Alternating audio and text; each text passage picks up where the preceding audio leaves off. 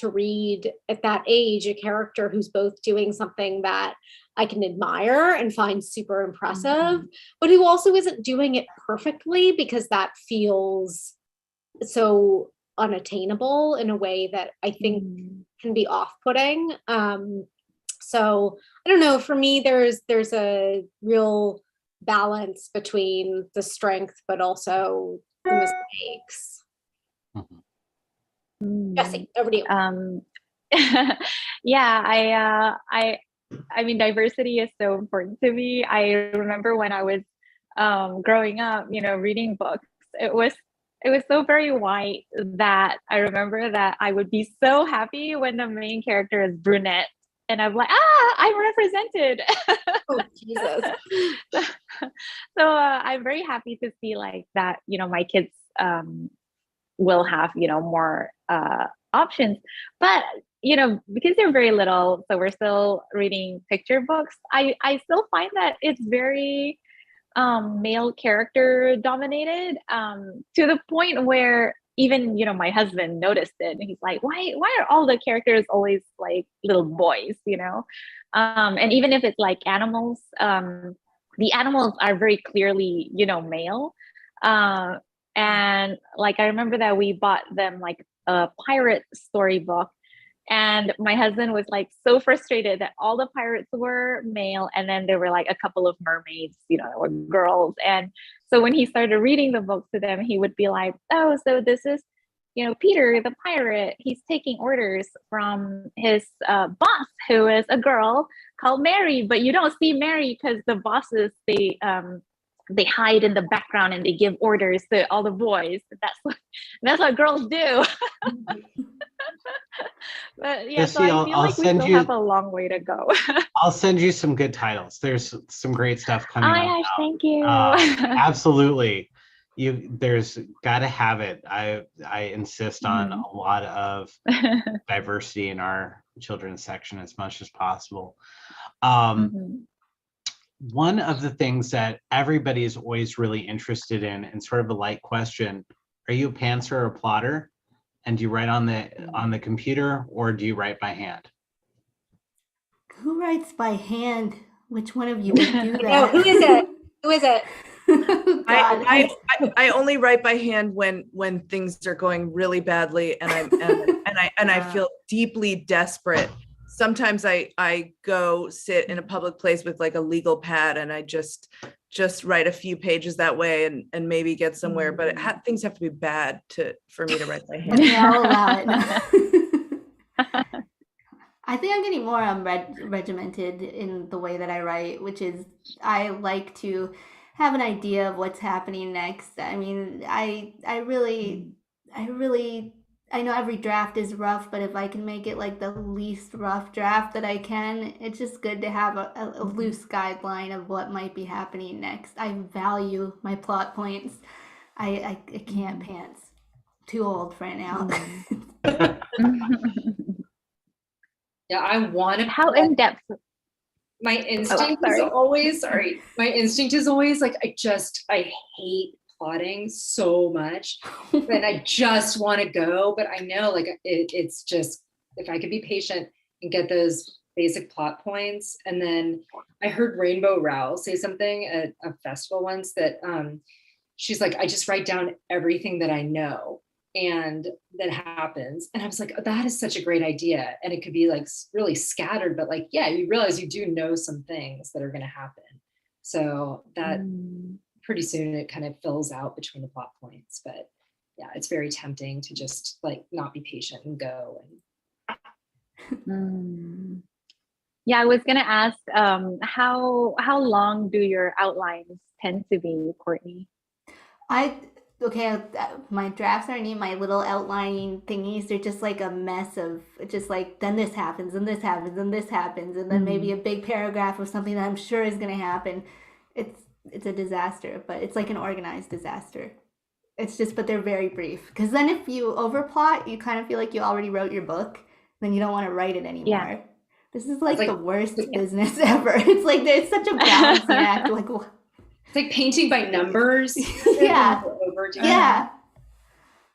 That's definitely how I started to feel for this, for All the Best Liars. It was several single spaced pages of detailed outline. And then like the twist wasn't really working and I had to redo it and it all had to kind of be rewritten. So I felt like I wrote the same book many times before it landed where it was landing. So my new book that I'm working on now, I tried to be much more pantsy about it.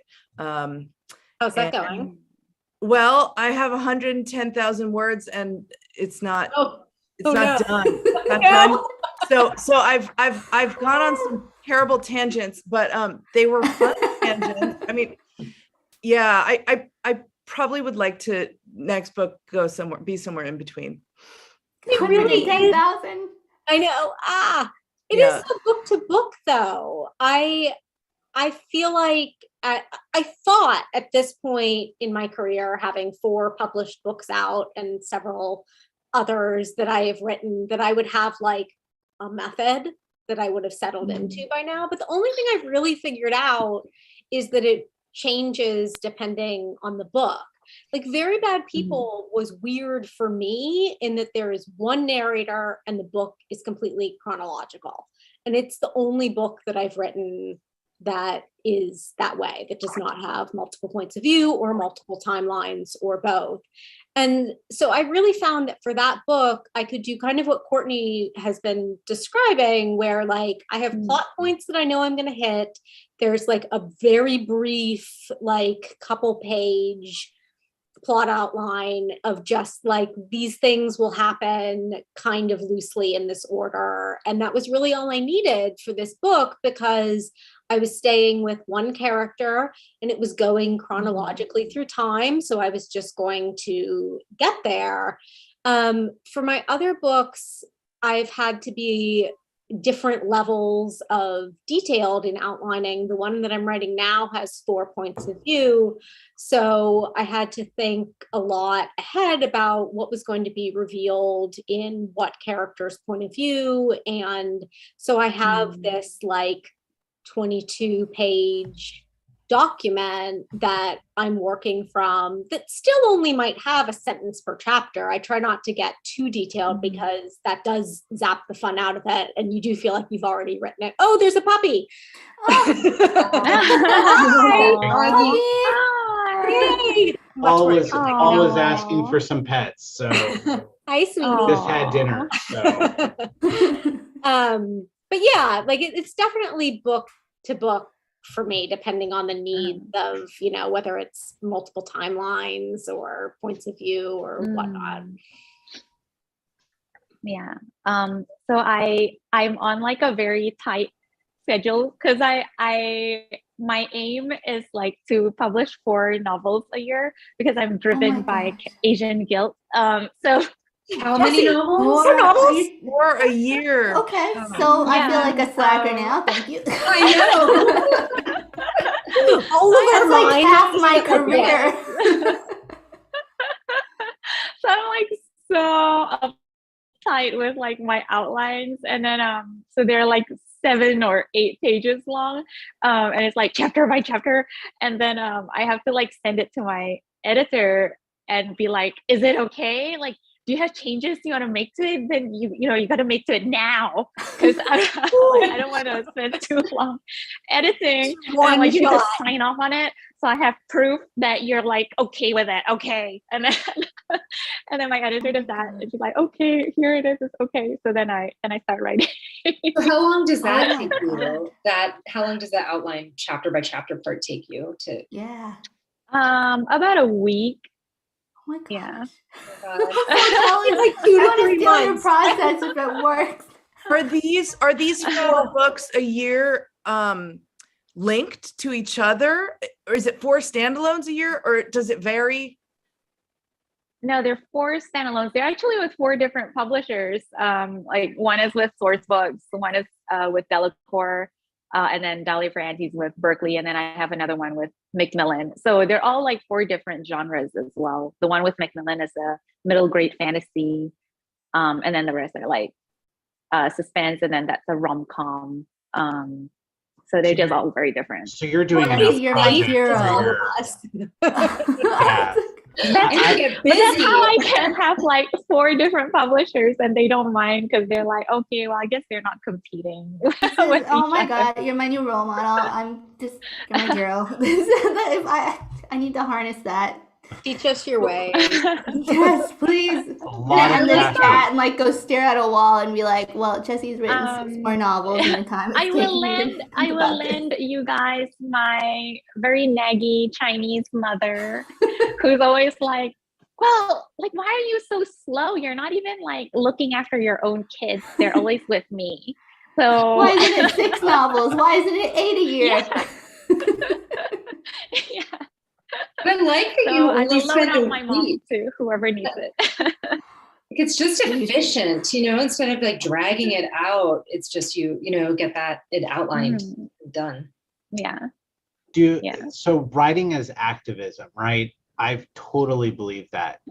Do any of you worry about your books getting banned or sort of pulled out of schools?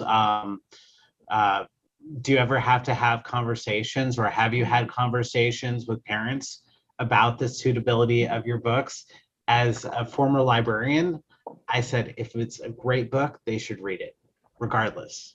Don't worry about, I had a lot of crazy parents about Harry Potter. I felt like it's really important. It's really important to get ideas out there, push the envelope a little bit. If your kid's reading, and that's what matters. Do you feel like, have you had any of those conversations, or have you had to fight for your books a little bit, or do you hope to fight for your books? A few years ago, a school in Charleston pulled one of my books, Some Girls Are, from its summer reading list, and it sparked off a kind of flurry of a response, and they ended up flooding the public library down there with copies of the books, and teenagers can go and pick it up and read it for themselves if they wanted to, which was an incredible response. But I think at the end of the day, like the idea of having a book ban, it's not fun. Like, it's nothing anyone should aspire to, because the stories you hear about that people rally about, you have to think about the books that we're not hearing about, that are being quietly removed off of shelves, and they're not getting advocates, and those children aren't getting those books, and the current situations where books are being attacked from all sides currently in the United States. It's terrifying. It is terrifying. It's not a position that you ever want to be in, because it points to such a insidious and desperately depressing problem that is an attack on intellectual liberty and rights and access to books that children should be entitled to read. It's very scary. Yeah, for sure. My book, All Eyes on Us, I found out that it had been banned because it showed up on a Simon and Schuster website that was like, our books that have been banned or challenged. And I was like, what now? And good to know. Yeah, good to know.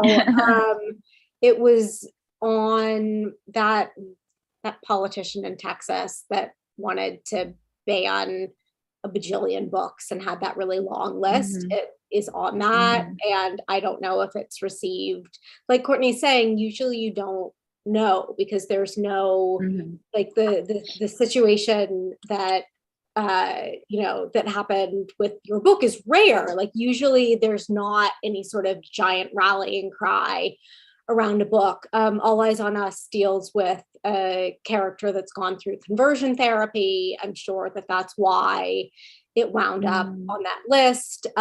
There's a lesbian couple, and there's some on-page sex. And so I'm sure it checked all the boxes for that crazy politician dude. But yeah, I have no idea, other than I know it was on that list. It may have been banned or challenged elsewhere.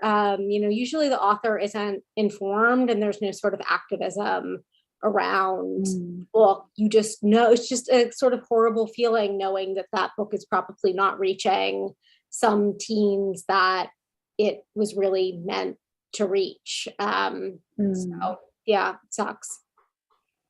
Yeah, so I grew up in Indonesia and in Singapore, which, you know, both places don't really have like free speech. And so I grew up with a lot of censorship.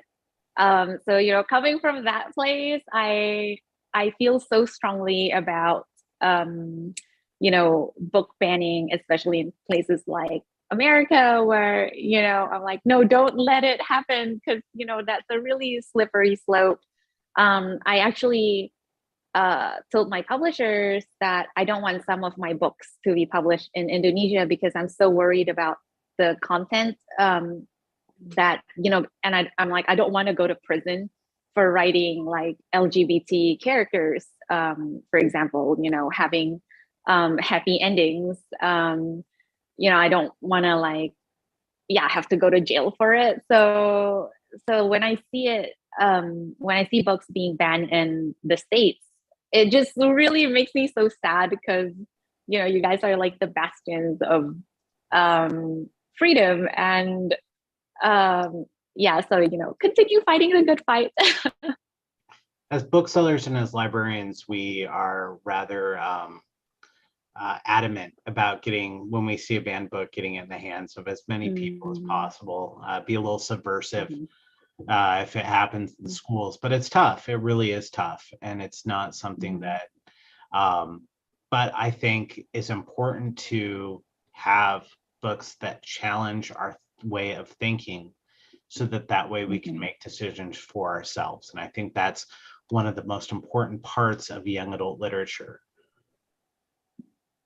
I don't know if the rest of you grew up. I grew up with R.L. Stine and Lurleen McDaniel. So I read R.L. Stine's Fear Street. And then Christopher Pike too.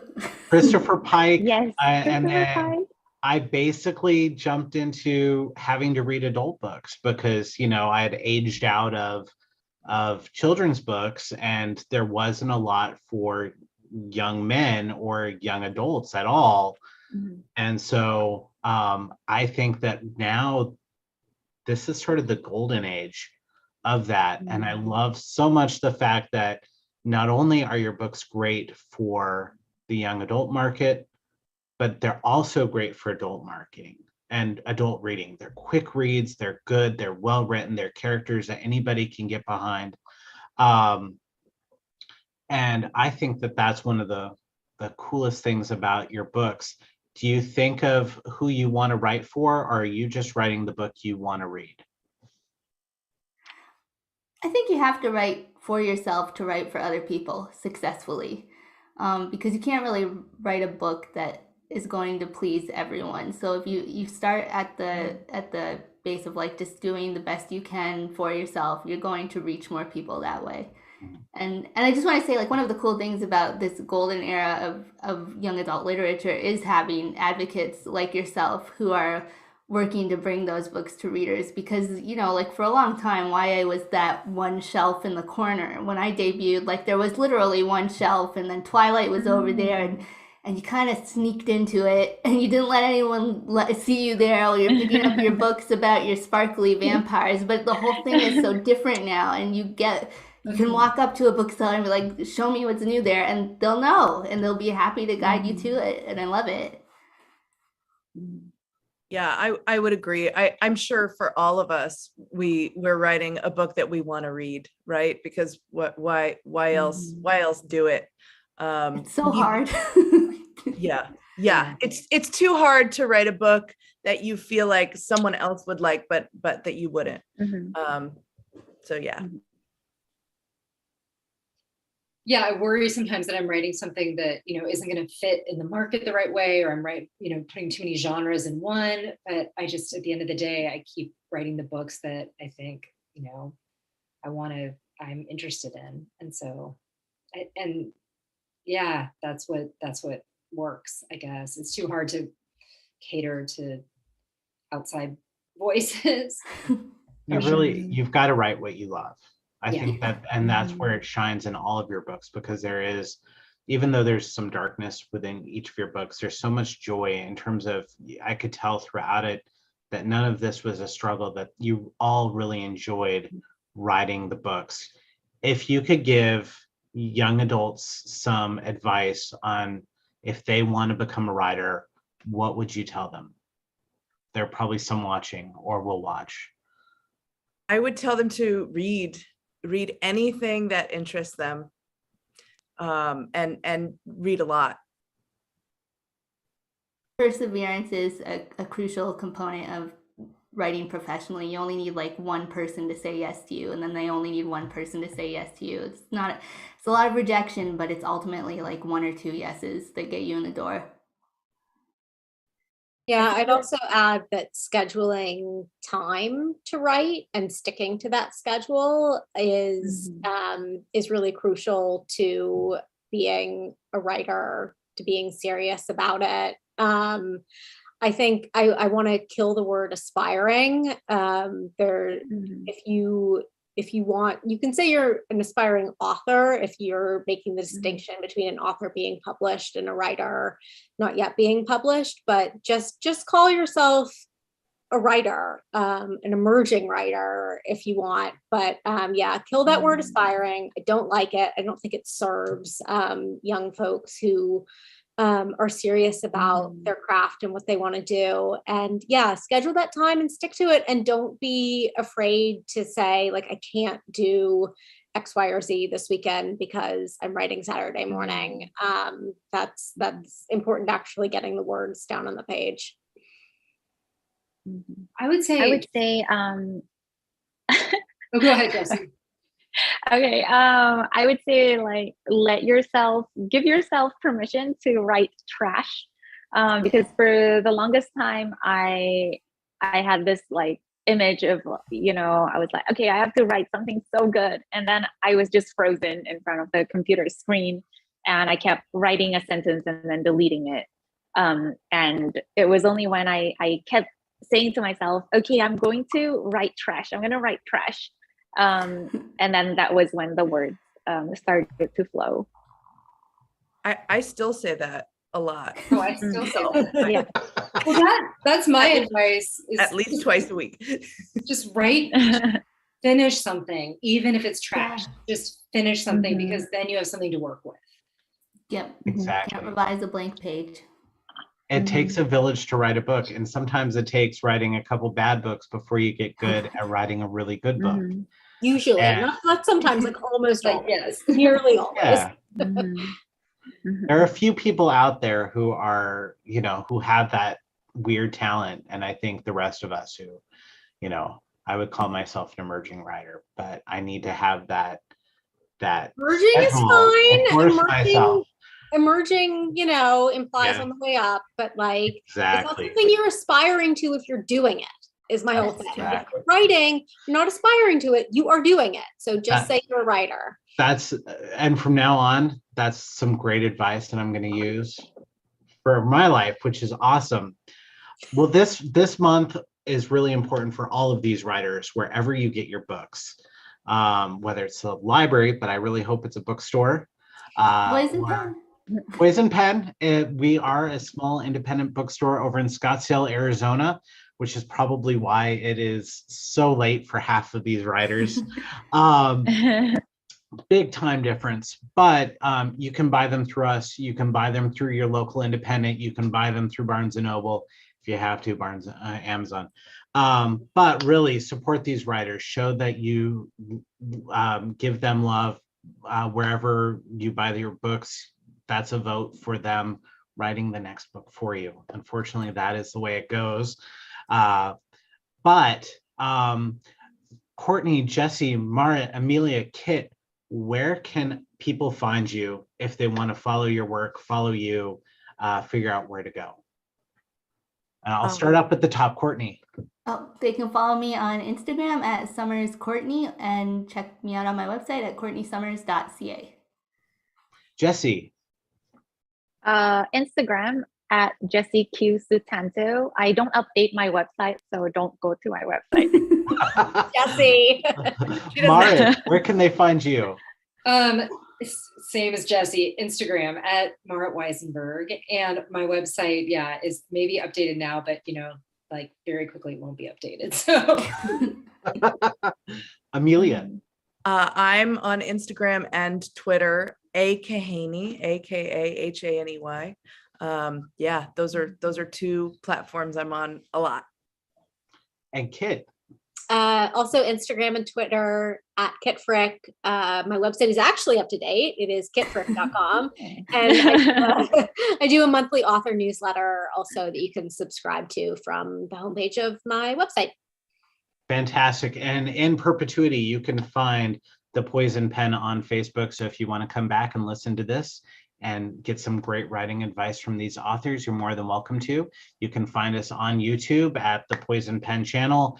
Our website, www.poisonpen.com, Twitter at Poison Pen, same, I think, with Instagram. I don't do our Instagram. So anyways, to all of you, thank you so much for spending your time tonight with us.